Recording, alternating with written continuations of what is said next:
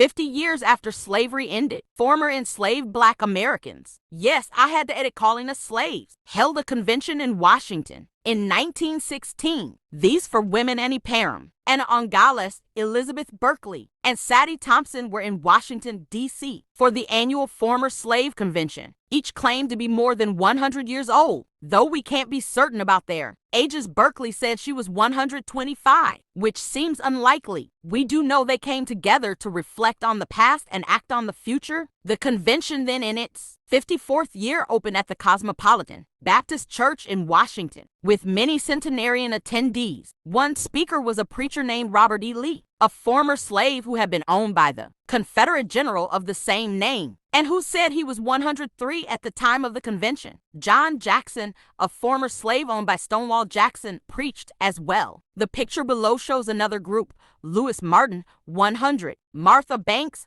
104, Amy Ware, 103, and Reverend S.P. Drew, born free, 4 attendees of the former slave convention. Library of Congress. It wasn't just a chance for former slaves to connect, it was also a platform for activist goals. The convention attendees requested a universal pardon for married convicts, which followed earlier calls for pensions for former slaves. That issue was actively debated at the time. In 1899, about 21% of all Blacks in America had been born into slavery, and the legal future of pensions or reparations was uncertain. In 1915, East Johnson v.S. McAdoo, an ex-slave pension association sued the government for $68 million for cotton produced while the members were slaves. However, the D.C. Court of Appeals denied the claim, and the U.S. Supreme Court upheld the decision.